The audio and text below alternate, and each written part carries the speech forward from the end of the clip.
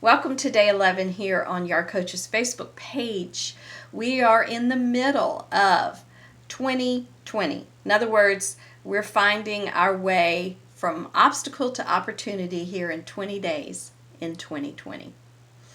Robert Frost wrote a famous poem I'm sure you've all read called The Road Less Traveled. And in that poem, he talks about way leading on to way. You know, the path he chose curved around and he didn't really know where it was going, but he chose that path knowing that way leads on to way. And I will tell you that happened to me in a really big way when I was in the middle of a family crisis and having this big crisis with the marriage, the father to my children. That marriage that ended years ago. But in the middle of that, I was in huge crisis. I was at sea and I was trying desperately to find help, and it led me to a 12-step group. Well, I didn't find a lot of help for that particular matter in the 12-step group. But I did find another way that led me on to way after way. So I was in the middle of a family crisis. And I was in the middle of a developmental stage as well, my middle adulthood stage. And someone in that group mentioned the book The Artist's Way by Julia Cameron. And I'd never heard of that book. Anyway, I believe I was there to find that book. I thought I was there for one reason, but I was there to find that book. That book changed my life because it allowed me to, in the middle of everything, take a look at myself, what's going on, why I'm reacting the way I'm reacting. Now,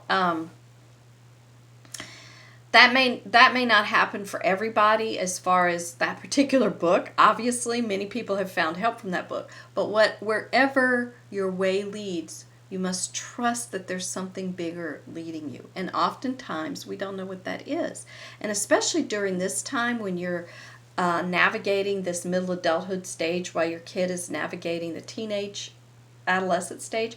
In fact, I just read some research last night that points to the possibility of a lot of friction with mothers and daughters during this stage for obvious reasons, especially if a mother hasn't completed her developmental stages in just the most positive way. It can create a lot of unnecessary friction. And that's what we don't want, right? You don't want to create friction for your teenager. Master Chun Yi Lin, who's a Qigong master and just a really nice, wonderful person, says that he hopes for a healer in every home because he believes that leads us to a world without pain and suffering. And as mothers, as parents, we really want to be those healers for our kids. We have that. We want them to be complete. We want them to be whole. And so the obstacle to that, oftentimes, especially if you have a teenager, is your belief in the necessity of suffering through a teenage stage or in life, the heroics of suffering. A lot of times I find the parents of teenagers bond through what they believe is their tragedy as having a teenager and the misery, and it's supposed to be bad, it's supposed to be hard. And your belief in that can be a huge obstacle to the joy inherent in parenting and watching your kid go through their own personal stages. So joy is deep. Joy is unconditional. In other words, it doesn't happen because of the conditions that surround us. And if we surrender to joy, which I personally believe to be a God-given trait at birth that we are often talked out of, how can you be calm when there's all this crisis going on? How can you be serene when you don't know what's going to happen with your kid's school? How can you be pleasant and even happy when you may lose your job?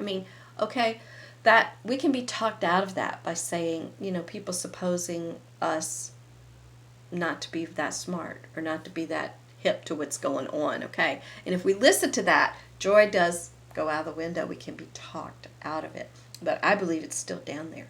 And it's to be mined, and it's to be doused, if you will. Find that wellspring of joy. So the obstacle today is your belief in the necessity of suffering and pain and the heroics around that, right? Which oftentimes society will pat us on the back for. So the opportunity is for you to discover how to uncover that own joy in your life so that you can be the healer in your home. We must put ourselves in the path of good, Julia Cameron says. And she says that good is the same thing as God. She uses God as an acronym for good, orderly direction. And man, do we ever need direction right now. I know you all do as parents, and I sympathize with you. Whether it's direction about school or work or where we're going to live or how we're going to get through this. Put yourself in the path of good by discovering that joy within, no matter what's going on around you, because it's there.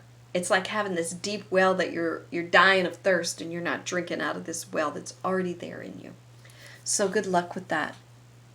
If you need help learning about your stage and how to get through it successfully, you can order the book, The Identity Crisis of Parenting, on yarcoach.com's Facebook page or on Amazon, because it will really help you get through and get to the opportunity of knowing who you really are and discovering that deep well that then everyone in your family can drink from.